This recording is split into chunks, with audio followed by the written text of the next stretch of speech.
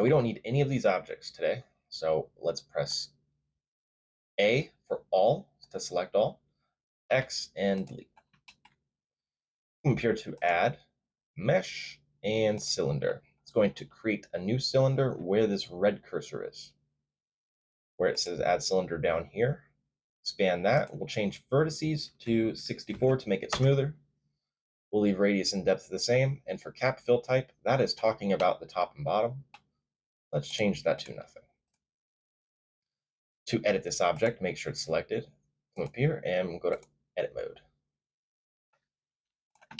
Now, the cool thing about barrels is that they're symmetrical. So we can cut this in half and we can mirror it in order to do half the work. To do that, let's add an edge loop by pressing Ctrl R right in the center. Move it up and down, right click to snap to default. That is right in the center. Where it says viewport, go to viewport shading and do wireframe. We're going to select all these vertices by box selecting B. Select, drag, and delete vertices. Come here to this wrench icon. Those are your modifiers. Add modifier and mirror. What this does is it mirrors across this cursor. And by default, it's set to the x-axis, which is this red line. We want it across the z-axis, up and down. You can tell by it right here. Deselect the x-axis and select the z-axis. If you box select these vertices in the middle, and you press G to grab, you can see that they're not connected. We want them to be connected.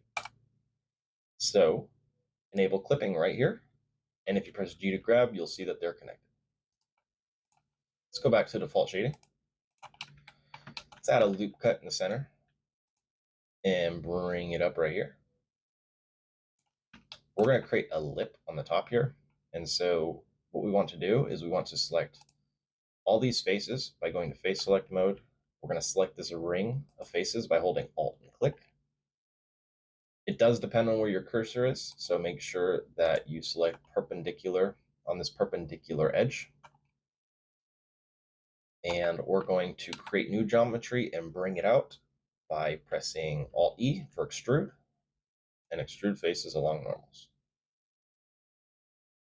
Bring it out just a little bit and click. And what that means along normals is in the direction the face is. We're going to do the same thing towards the middle. Press Ctrl R, add a loop cut, and we'll bring it to about right there. Now we want to create a new segment of faces. So select that entire ring of edges by Alt clicking. Press Ctrl B for bevel and drag it out. For more precision when you're dragging, hold Shift and it will go much more slowly.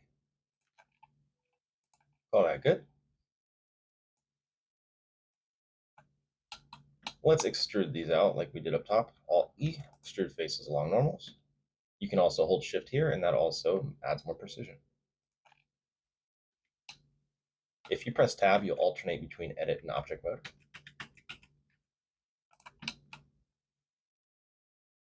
It's starting to look good, but we want it a little taller. It's a little too flat. It's a little too fat. So let's go to Object mode. Let's select the object, press S to scale, press Z to lock it on the Z-axis, and we'll just bring it up a bit.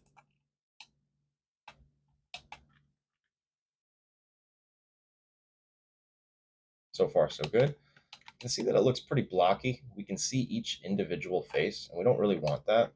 Make sure you're in object mode, right-click on the object, and shade auto smooth. If you look down here, you'll see that it says angle 30.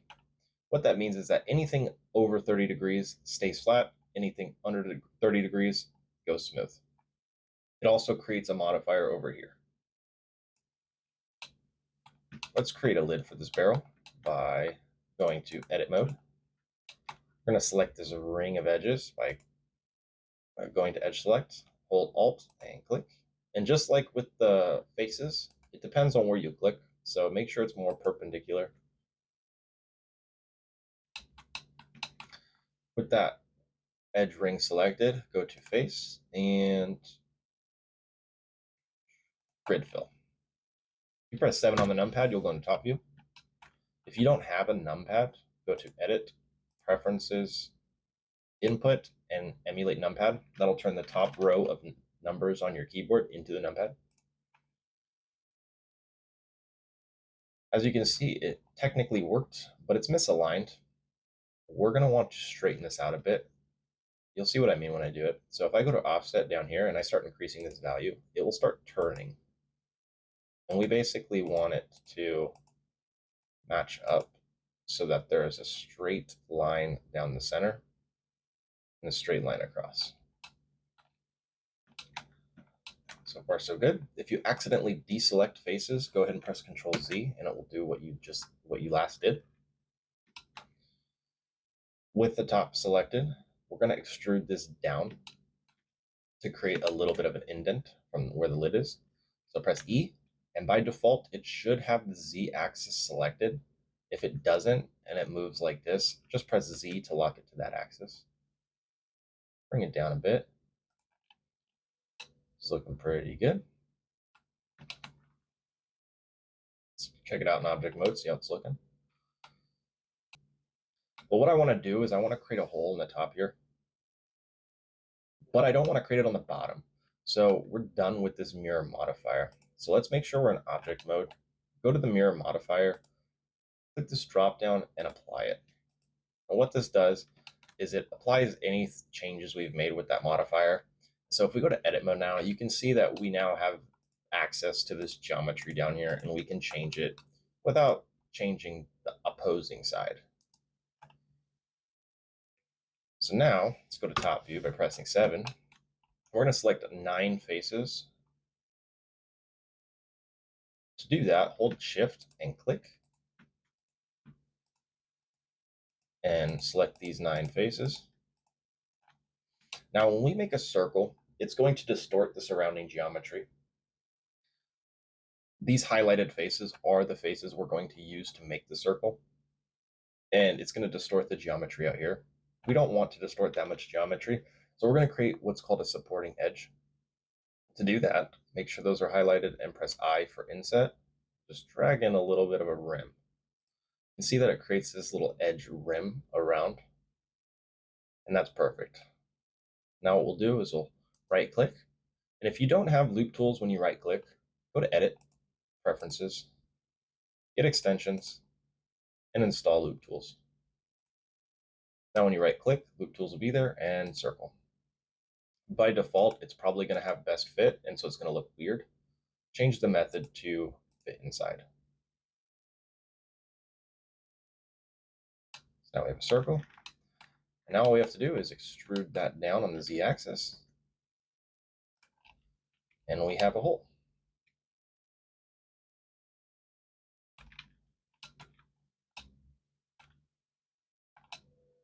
And our barrel is pretty much complete. The last thing we want to do, and this is for when we export it into the game engine, this is going to make it much easier to use. First thing we're going to want to do is that little orange circle is called the origin point. And what that is if you rotate this object by pressing R, it's going to use that as the point where it rotates. But we want it on the bottom. To do that, let's go to edit mode. We're going to select this ring down here. If you press Shift S, you can change cursor to selected, and it finds the middle point of whatever is selected and it applies the cursor there. Go to object mode. Where it says object up here, click set origin to 3D cursor, and it now moves that orange dot to where that cursor is. So now when you rotate, it'll rotate around that object. Now the reason why we want to do that is because if you envision the grid as the floor in the game engine, when you drag out the object, it will be halfway through the floor like it is with this grid. But we don't want that. So if you press N for properties, you'll see that it says location 0, 0, and then negative 1.386. We want it to be 0, 0, 0. To fix that, make sure you're in object mode with the the origin changed, just press Alt-G. And now you can see that it sits on the floor. Last thing we want to do is we want the scale to be 1, 1, 1.